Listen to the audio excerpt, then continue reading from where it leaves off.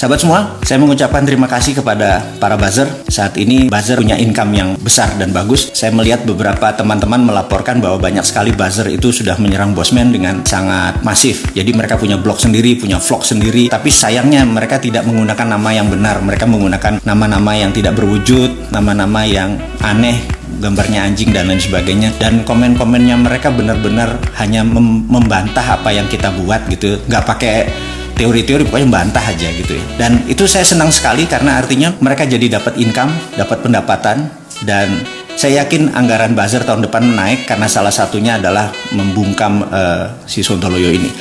Jadi saya pikir kepada Pak Buzzer, kita berkompetisi sehat. Yuk kita duel terus. Saya menantang Anda bahwa jangan sekedar mengkritik atau mengcounter apa yang kita tulis atau apa yang kita video kita kirimkan, tetapi gunakan argumen-argumen Anda yang kelihatan keren. Kalau nggak Anda yang kelihatan norak gitu ya. Jadi kelihatan kampungannya, nggak pakai tampang, nggak berani jumpa darat dan lain sebagainya. Jadi kalau kita ada mukanya, ada jumpa darat juga kita siap, kita berargumen secara sehat juga siap gitu ya. Nah, itu baru namanya laki-laki punya biji gitu ya, gitu. Jadi di sini saya mengingatkan bahwa yuk kompetisi itu sehat gitu ya. Kompetisi itu harus ada argumennya dan argumennya itu benar-benar proven method, bukan asal congornya doang dan minta referensinya mana, bukunya mana, kutipannya mana, monggo kita diskusi. Oke, kita tahu bahwa 2 kali growth ekonomi Indonesia atau dunia turun itu masuk masa resesi. Jadi saya yakin bahwa nanti di bulan September ini kita masuk resesi, di mana pengumumannya mungkin Oktober atau November, dan apa yang terjadi pada saat Indonesia dideklar resesi. Menurut saya pada saat Indonesia dideklar resesi, 10% manusia Indonesia yang mengontrol 70% ekonomi Indonesia akan shutdown. Jadi kita yang 90% ini akan rebutan di daging atau mungkin tulang di 30%. Sangat-sangat tough ini ya. Dan ini berarti kuarter kedua kita negatif, kuarter ketiga kita negatif. Pertanyaannya di akhir tahun apakah negatif atau tidak? Di situ gamblingnya ya. Apa yang terjadi kalau ternyata di akhir tahun itu negatif atau di kuarter keempat kita negatif, yang diumumkannya adalah Januari tahun depannya? Kalau itu memang benar-benar terjadi, maka kita udah masuk step satu lagi. Begitu 2 kali 2, resesi dikali 2 kali itu masanya krisis. Jadi kalau sampai pertengahan tahun 2021 ternyata kita 4 kali minus kuarternya, maka kita masuk masa krisis. Dan mungkin di masa ini masalah perekonomian di Indonesia akan kena di puncaknya, di mana COVID saat ini belum ditangani dengan baik. Dan saya sangat peduli dan sangat concern dengan banyaknya tenaga medis yang harus sacrifice. Dan saya jauh-jauh hari di bulan Maret bilang garda terdepan adalah sahabat-sahabat kita medical person atau tenaga medis yang ternyata harus berkurang 100 saat ini, dokter dan sebagainya, belum lagi tenaga medis yang lainnya. Ini sangat miris dan ini harus kita bantu selesaikannya. Jadi sahabat semua yang kembali lagi ke masa krisis dan resesi tadi, kalau ternyata ini setahun ke depan jadi 8 quarter ternyata negatif, kita masuk depresi. Saya nggak yakin kita akan masuk depresi atau Great Depression, saya nggak yakin. Tapi krisis itu masih possible. Apa yang akan kita lakukan kalau krisis itu terjadi? Oke, sabar. Itu saya mengambil poin-poinnya dulu. Kita bicara ke internasional dulu. Kita tahu bahwa bulan November ini Amerika akan menjadi ajang pertarungan baru, yaitu pemilihan presidennya mereka. Nomor 1 adalah Trump kayaknya harus bekerja keras karena rating dia jeblok jauh sekali. Dan apakah dia akan menggunakan cara kasar, declare war? Saya nggak tahu. Jadi Trump itu adalah orang yang pebisnis, juga punya kuasa. Jadi dulu ya, gimana cara dia nolong teman-temannya yang membuat dia menjadi presiden. Jadi caranya gini, dia bisa serang Alphabet, pemilik Google, dimaki-maki Alphabetnya, kemudian sahamnya turun 6-7%. Begitu turun 6-7%, apa yang terjadi? Teman-temannya pada beli semua. Sudah posisinya pada beli, ada yang pakai margin trading. Jadi masuk margin trading itu modalnya 1.000 tapi bisa beli 2 kali atau 3 kali lipat gitu ya. Kemudian gak lama kemudian, setelah dalam posisi beli semua teman-temannya, termasuk dia kali ya, kemudian dia menyatakan bahwa Alphabet, Google dipuji-puji dan lain sebagainya, dikasih apalah gitu ya, yang membuat saham itu naik 10% gitu. Anda bayangkan, kalau dia naruh $1 juta, margin trading, tahu-tahu dia dapat 3-4 juta dolar. Semua teman-temannya Trump itu happy sekali karena saham digoyang terus. Dan itu bukan saham di Amerika saja, kadang-kadang dia serang saham di Jerman, dia serang di saham di Inggris dan lain sebagainya. Jadi teman-teman dia tuh happy banget gitu ya. Dan itu sebenarnya insider trading. Iya, namanya juga Trump gitu ya, orang gila satu ini. Dan saya juga mikir, jadi kalau Bosman jadi presiden jangan-jangan gitu ya, kita serang Thailand, sahamnya turun, teman-teman beli saham Thailand, kita naikin lagi, terus kita panen di sana. Kita serang Singapura gitu ya, kayak gitu ya. Ya, ini kita duit-duit kita aja, orang asing, duit-duit asing yang kita mainin. Dan kalau perlu rakyat Indonesia semua ini begitu ngumpulin, kalau perlu negara juga taruh portfolionya, kita ambil dulu uang dari Singapura, saham dari Hong Kong dan lain sebagainya, dari Shanghai, dan kita tarik balik gitu ya. Pakai nyerang aja, wah kita mau nyerang Cina gitu ya, toto saham di Cina turun gitu ya, kita beli terus nggak jadi serang sama Cina, terus naik lagi kita jual gitu ya. Mungkin satu bangsa kita akan bebelah gitu ya.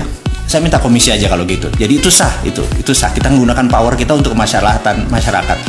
Kayak gitu boleh juga kayaknya ditiru idenya Trump gitu ya. Pertanyaannya, kalau orang-orang kaya di Amerika dan orang-orang yang memanfaatkan Trump itu happy, harusnya dia 4 tahun lagi. Tapi sekali lagi, sekarang landslide, itu jauh sekali sekarang jaraknya. Dan wakil presidennya Biden, Kamala tuh kalau menang, dia pasti teriak ala Medan tuh, alama. Kamala kalau dibalik alama gitu ya. Oke. Dia menggunakan strategi kampanye yang menarik, dan ini bisa memukul Trump. Kampanye begini, bahwa di negara-negara yang pemimpinnya wanita, ternyata COVID-nya terendah.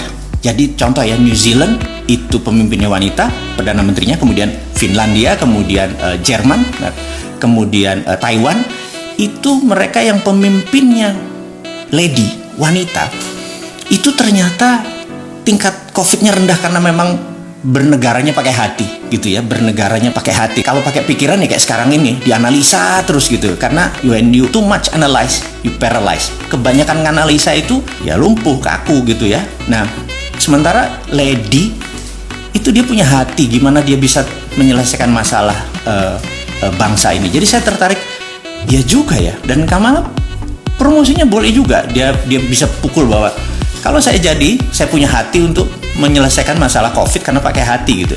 Jadi saya kepikir, oke, kalau kita mau jadi presiden kayaknya perempuannya siapa nih ya gitu ya. Ini ngayal, sekali lagi ngayal kan ini contoh aja gitu ya. Tapi sekali lagi, lady yang kayak apa gitu ya.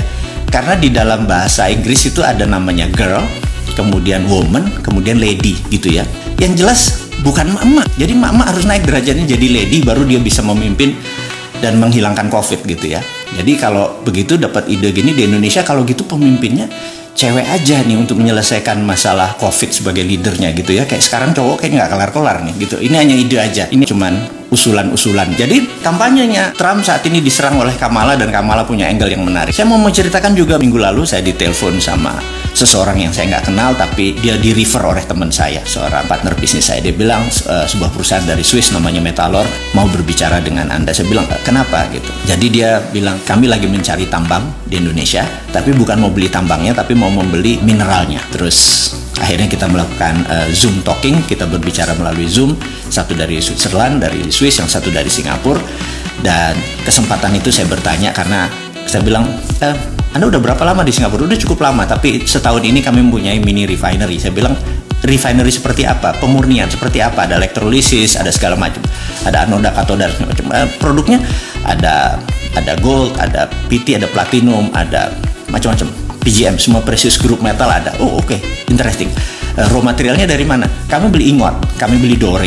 Jadi dia tidak memberi bullion, dia tidak membeli emas yang 99% gitu ya. Tapi dia memberi bahan yang setelah dari proses tambang, kan ore ya, berupa batuan atau tanah, di semi proses menjadi solid. Ingot atau dore itu mungkin kadar emasnya 50% atau mungkin 40%. Dia beli dengan diskon, kemudian diproses menggunakan elektrolisis dan lain sebagainya, di refine, dimurnikan di Singapura. Saya bilang, udah berapa banyak Anda beli? Kami bisa menggunakan yang formal, tapi juga ternyata kami banyak membeli dari illegal miner. Jadi tambang-tambang rakyat yang illegal itu dia beliin. Saya pikir nggak salah nih, dan angkanya tonasenya gede sekali. Dan itu tidak menguntungkan kita sebagai devisa negara, itu hilang tuh sebenarnya, karena aset kita yang hilang. Itu yang buat saya gregetan. Yang jual ini bener-bener nggak NKRI nih, bener. Karena dia menjual tanah air beneran gitu ya.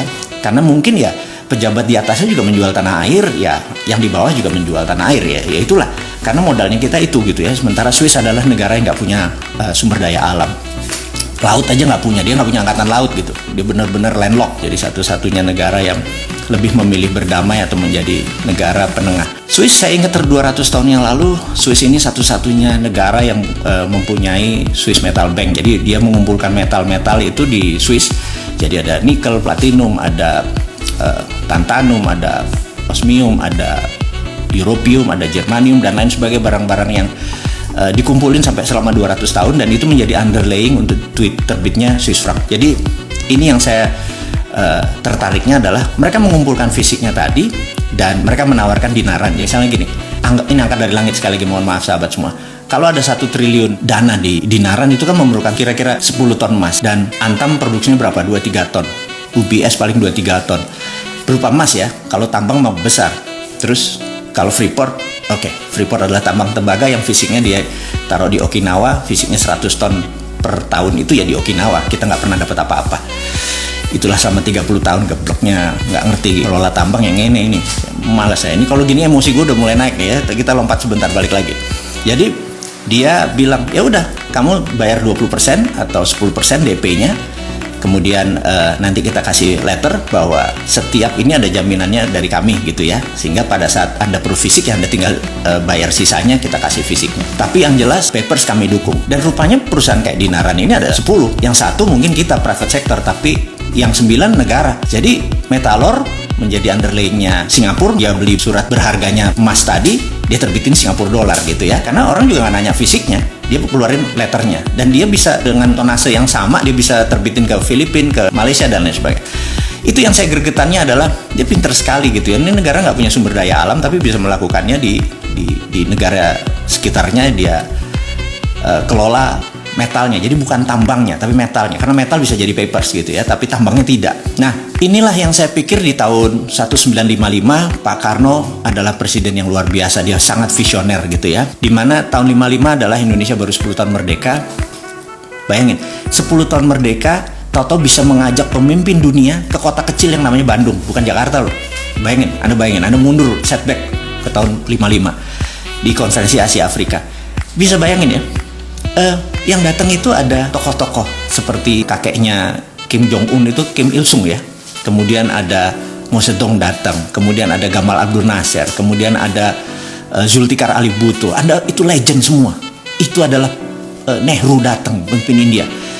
Kenapa mereka bisa datang ke Indonesia? Karena waktu itu Pak Karno tahu SDA kita, sumber daya alam kita itu kalau dimineralkan, ini menjadi underlying daripada currency rupiah yang akan lebih stronger dari dolar gitu ya. Sementara dolar sendiri mau jadi raja dunia karena dia waktu itu declare bahwa mata uang multinational currency adalah dolar. Baru 10 tahun di challenge sama Indonesia. Oke, itu saya nggak detailkan karena akhirnya 10 tahun kemudian CIA termasuk yang mendesain sampai tahun 65 Pak Karno di kudeta atau dilengserkan. Nah, kenapa saya menggunakan kata CIA? Saya cukup waktu di markas tersebut di Langley, di Virginia. Jadi kalau teman-teman suka nonton film Hollywood, kalau kameranya dari atas, terus ada Central Intelligence Agency gitu ya, ada kayak anggap stiker lah, terus orang jalan gitu ya, itu kamera dari atas. Tapi kalau kita masuk, dia ada pintu puter itu, begitu masuk, yang kita lihat bukan yang ada di bawah itu, tapi yang ada di tembok di atas itu. Nah, tembok di atas itu ada sebuah credo. Credo inilah yang Anda tahu bahwa itu adalah tugasnya CIA. Jadi kalau kita ngelihat ke bawah ya tulisan Central Intelligence Agency, tapi kalau kita ngelihat ke atas ada sebuah credo. Anda tahu credo itu bacaannya apa? Bacaannya adalah protect dolar. Jadi tugas CIA 1 di seluruh dunia ini adalah protect dolar. Itu tulisannya, protect dolar. Jadi teman-teman semua bahwa nggak gampang Anda mengalahkan negara yang dikuasa yang punya 800 pangkalan militer, dari yang mulai fisik yang besar seperti di Subic di Filipina sampai yang sekedar safe house yang ada di Indonesia juga ada kali, di mana mereka pasukan kecil tapi elit, mereka bisa melihat mau kemana arahnya sebuah negara. Mereka punya pasukan seperti itu, dan di sini tidak memungkinkan Indonesia menggunakan sistem yang nakal gitu ya. Tapi sekali lagi saya suka mengingatkan pemerintah, ini mumpung Cina sama Amerika lagi perang, yuk kita terbitin rupiah pakai underlayingnya sumber daya alam gitu ya. Sekali lagi, old mind doesn't work. Jadi pemimpin-pemimpin yang pakai old mind tuh, ini bosman ngomong apa nih, sontoloyo nih orang nih ngomong apa, ganggu aja lo, kita lagi redenominasi atau lo ngomong tentang rupiah kayak geledek di siang hari terus ya, kita kekeh gitu ya mengingatkan. Karena saya pikir kalau nggak kapan kita berdaulatnya, maksud kita minjem proyek dari Cina kita dibayarin atau minjem IMF dolar lagi gitu ya, ngutang terus gitu ya. Itu kalau bansos sekarang diubah jadi banpres, bantuan presiden 31 triliun. Sementara kalau hutang negara Kalau bantuan presiden harusnya dibalik, bos. Bantuan negara, hutang presiden gitu.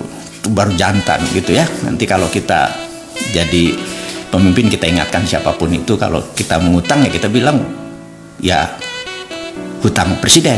Jadi akhir jabatan ya hutang tersebut harus lunas gitu kan. Janganlah dibawa ke pemerintah berikutnya. Jadi ya jantan lah, ngutang sekian ya lunasi di akhir jabatan gitu ya. Oke. Dan kalau bantuan ya bantuan negara atau bantuan pemerintah, jangan bantuan individu, bantuan menteri gitu atau bantuan, janganlah, jabatan jangan dibawa-bawa lah.